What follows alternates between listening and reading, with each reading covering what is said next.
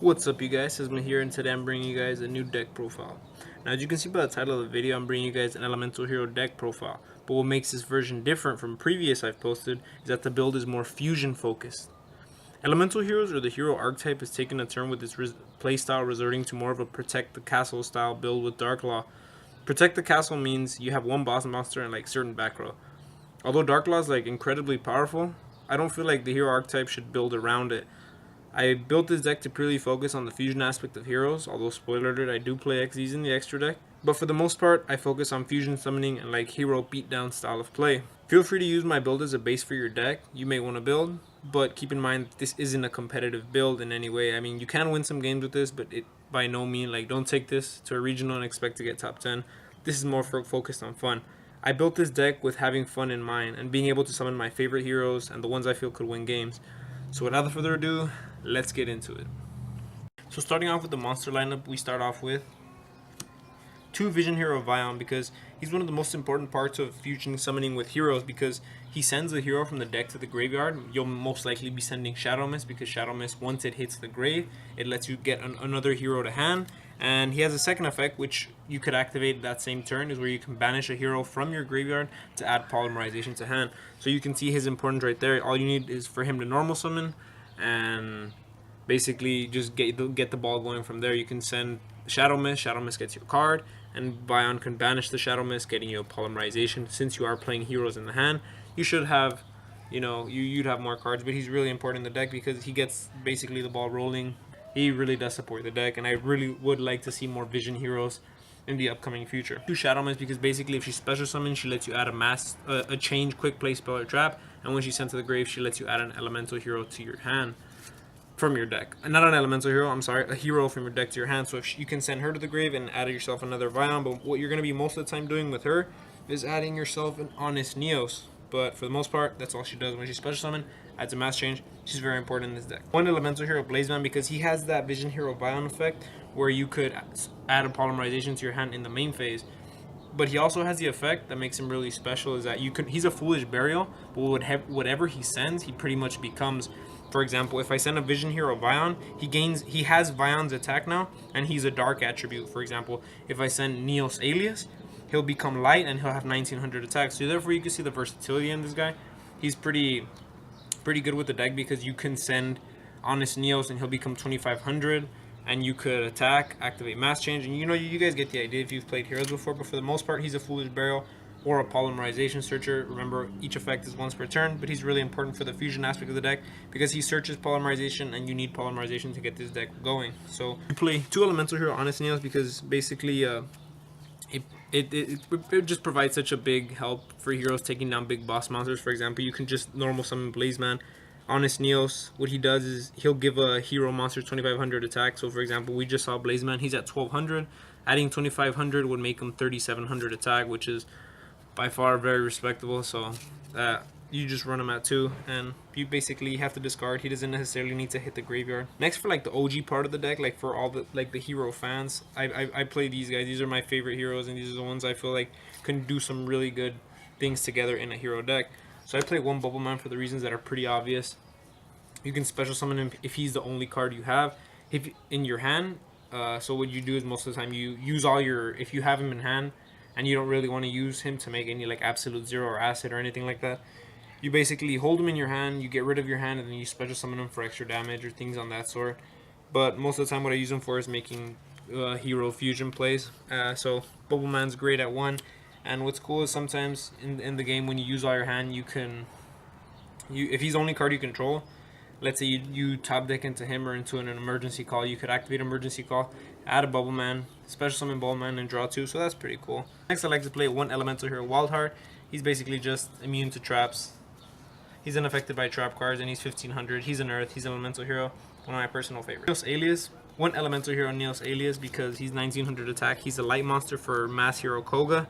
So he's just, awesome. He's what I wish heroes had more stats like. I just feel like heroes are too weak in attack points. So maybe, future hero monsters could have more attack, hopefully. So 1 Neos Alias. I play 1 Sparkman. Basically, he's a vanilla, one of my favorites. 1600 attack. Awesome. Elemental Hero Blade Edge. What I most of the time I do with him if I'm not fusion summoning I'll use Blazeman's effect to send him to the grave. So now Blazeman becomes Earth, and he gains Elemental Hero Blade Edge's attack. So he'd basically be at 2600, which is pretty cool. Hero style beatdown.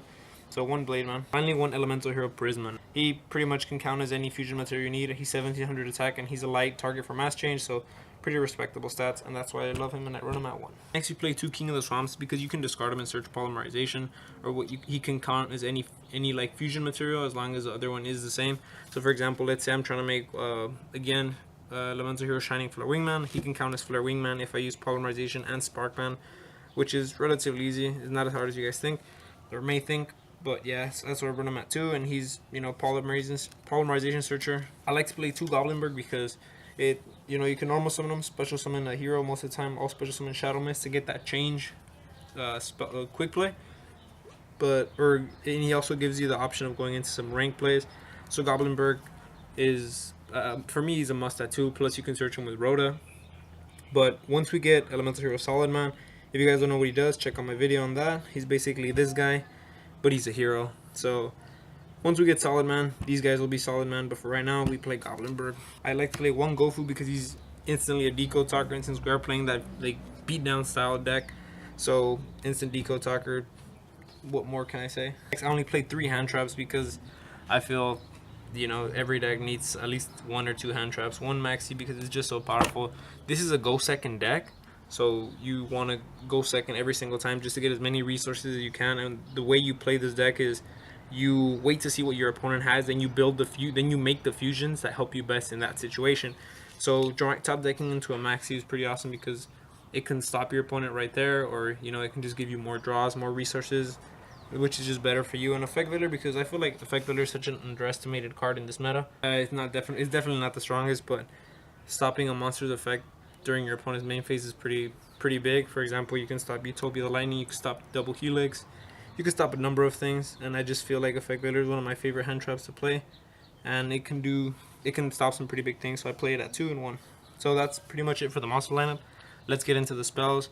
We don't play traps. Now for the spell lineup, we play 2 A Hero Lives. You basically give up half your life points and special summon a level 4 lower elemental hero monster. Most of the time you'll go into Shadow Mist because Shadow Mist gets you that change spell card. So, or unless any other hero you need, you could also go into Blazeman. You could, most of the time it's either Blazeman or Shadow Mist. But you play 3 emergency calls because it lets you add any elemental hero to your hand. So you could even search Honest Neos and Blade Edge if you need them. Basically any hero, any elemental hero you need. That's why we play so many. It's at 3, so you play 3 of it. And finally you play 1 Reinforcement of the Army, which lets you pretty much add the Goblinberg or the Vision Hero Vion. So these let you search any elemental hero. These let you add the Vision Hero Vion, or any level 4 lower elemental you need, or the Goblinberg. You play 2 Polymerization. Now the reason I don't play it at 3 is because it can become a little bit bricky. I found that this ratio is perfect considering we play 4 cards to search it. Actually, yeah, we play 4 cards to search it, so we should most of the time be seeing it. So that's why I play it at 2, and it's pretty much what gets this deck going. So you play it at 2. I don't want to play it at 1 because we do play Desires.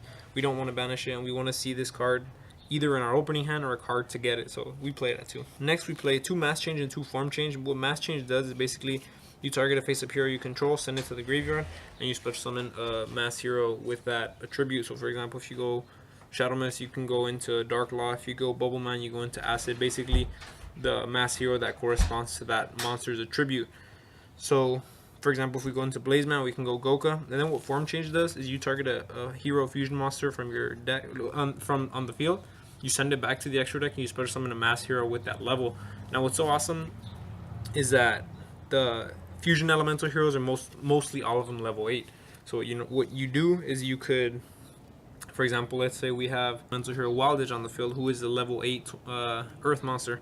What you do with Form Change is you target them, send them back to the extra deck. You can summon any level 8 mass hero you'd like. You can go Acid, Anki, or Koga, for example. It doesn't necessarily have to be an attribute. It just has to be a hero fusion. Now these are searchable with Shadow Mist being special summoned, which is the reason we play Goblinberg and A Hero Lives. So these are just like combo extenders, meaning you could use Polymerization, make a fusion, activate Mass Change, make a masked hero. If you have the Form Change, you could just keep tagging them in and out to beat down as much as you can. Next, for like the draw portion of like what you play 2 Pot of Desires and 1 Upstart Goblin. Now Pot of Desires you don't really care what you're banishing as long as you don't get ashed. And Upstart Goblin pretty much makes it a 39 card deck, so more resources for you. You're trying to go second every single game. So next I play 2 Cosmic Cyclones because again, you are going second. You hate back row. You don't want to be striked, or you don't want to have to worry about anything.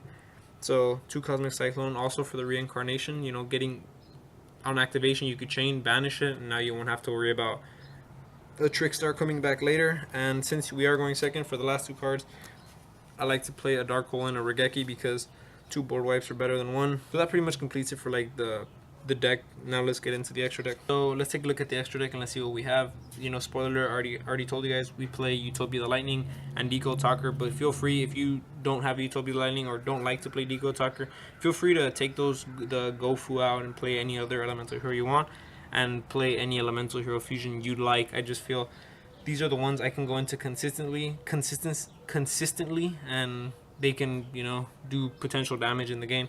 So let's take a look at them. So for the extra deck, you play 1 Decode Talker and 1 Proxy Dragon because Gofu instantly makes this, and he's 2300 plus he gains 500 for every monster that he points to. So he's basically, most of the time you are going to be able to normal summon 1 or if 2 not heroes, so he'll be at 33 or 28. For the Utopia package, I just like to play 1 Utopia and 1 Utopia the Lightning. I wanted to make space to play more fusions than I do extra deck, but I just feel like Utopia the Lightning is so important and so powerful.